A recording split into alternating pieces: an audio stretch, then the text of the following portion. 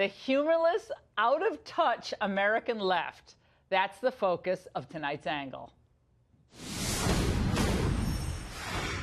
Okay, over the weekend, CNN obtained, released, and then went apoplectic over comments President Trump made to a group of donors on a Saturday event at Mar-a-Lago.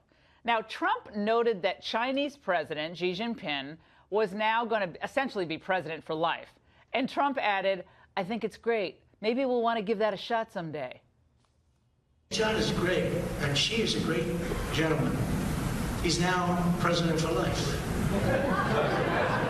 President for life. No, he's great. He's great. Look, he was able to do that. I think it's great. Maybe we'll have to give that a shot someday.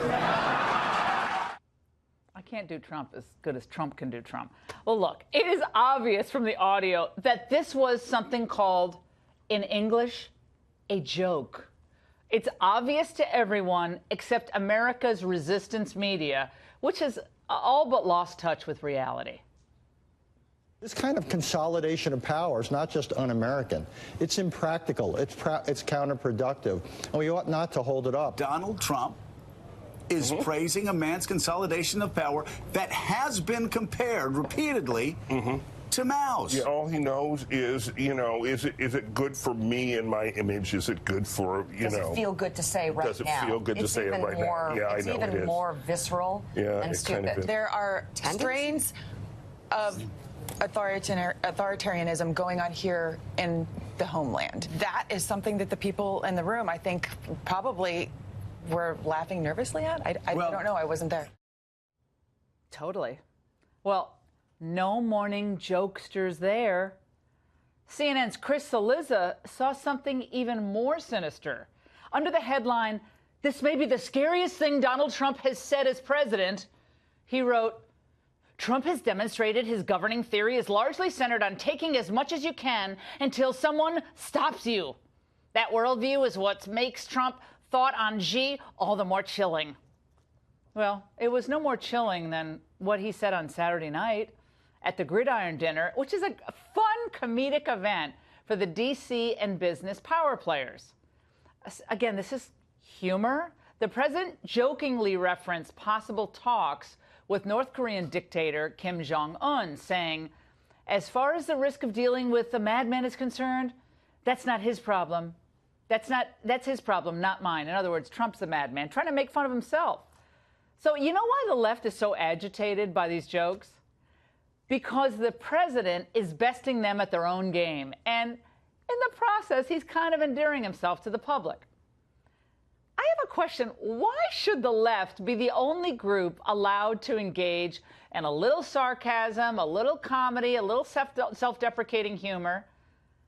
The left does not mind at all dishing it out. But the moment the president or any conservative ribs them, or even themselves for that matter, self-deprecating, there's immediate blowback. What am I talking about here? Movie stars, sports celebrities, television actors, they shoot their mouths off on politics and public affairs all the time. It's like reflexive, they can't help themselves. And we're supposed to react as if Plato himself had come back to opine on contemporary issues. Like, "Oh, thank you for your commentary. It's so well informed." Look, everybody has the right to speak his or her mind, of course. And they're welcome to come on this show anytime. But just because you are a celebrity or get paid millions of dollars to play a game doesn't mean you get a free pass to offer illogical arguments, avoiding substance, and just engage in drive-by media attacks. And you don't get to do that with impunity. And if you do that, you shouldn't be taken seriously. In case you hadn't heard, I wrote a best-selling book 15 years ago called Shut Up and Sing. I went after leftists such as Barbra Streisand, the Dixie Chicks, love their music, Michael Stipe, love his music, and a bunch of other celebrities who love to opine on politics. I routinely call out these elites who feel like their celebrity in one arena gives them political authority and heightened credibility to speak on all these complex issues of the day. Last week, we at the Ingraham angle caught Barbara Streisand in a little bitty lie. She claimed to Variety that the presidential election was rigged and that she had spoken to, quote, senators from Wisconsin and Michigan, close quote. Well, no one bothered to call up the 4 senators from those 2 states, but our producers did. We called both the Wisconsin senators, who told us they did not speak to Barbara Streisand and certainly said nothing about election fraud. Oops. Now, even former NBA star Kobe Bryant, a phenomenal basketball player for the Lakers, somehow won an Academy Award at the Me Too Oscars for a small animated film he made about basketball. Well, that's kind of fun. Well, there is now an online petition with over 16,000 signatures and counting to rescind Bryant's Oscar owing to, I guess, a rape accusation in 2003 by a 19-year-old woman. They ultimately didn't bring the charges. He settled the civil case with her. The accuser refused to testify before they went to trial, and so eventually he did away with the suit by, I guess, settling the civil claim. But Kobe's was just one of the many awkward Oscar moments that were kind of far from funny and even repellent to the American public. Host Jimmy Kimmel, in his opening monologue, referenced this film, Call Me By Your Name, a Best Picture nominee, and the film was about a 24-year-old man who has intimate relations with a 17-year-old boy. We don't make films like Call Me By Your Name for money. We make them to upset Mike Pence.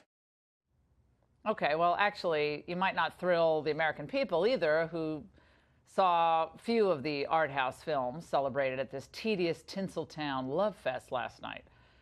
Jimmy Kimmel's Oscars fell to a 9-year viewership low last year in 2017. But this year, I've got to say, Jimmy, you outdid yourself. He presided over the lowest rated Oscars ever. I say nothing says happy 90th Oscar like a 20% drop in your lousy ratings from last year. 3 cheers. But let's face it, these people are fanatics, so they don't care. Dreams are the foundation of America. And to all the dreamers out there, we stand with you. Marginalized people deserve to feel like they belong. Representation matters. Who are more marginalized, by the way, in Hollywood than conservatives? How about Christian conservatives? Is there anyone more marginalized than someone who actually voted for Trump and works in a major film?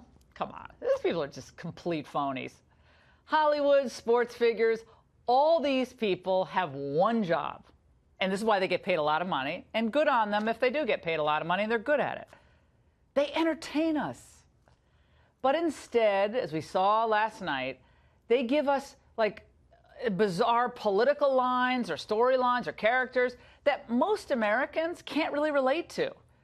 And then, meanwhile, Hollywood ends up attacking a lot of the values and ideas that millions upon millions of Americans hold dear. And then when they're criticized, they cry like infants being weaned, which makes sense since many of the celebrities are used to feeding off their sycophantic staff and media enablers. They're not used to criticism. Perish the thought. All of this is a big turnoff, though, to the audience. And they have a lot of options to choose from these days, don't they? And if you want to know why these celebrities are so nasty to the president and so upset when he or any conservative dares to crack a joke, well, I have an answer. For all their vitriol and all their bile directed at conservatives and the president, you know what he keeps doing? Put it in a language that everybody understands here. He keeps putting points on the board for America, the American worker.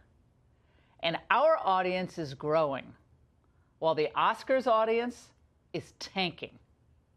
Now that's what I call funny. And that's The Angle.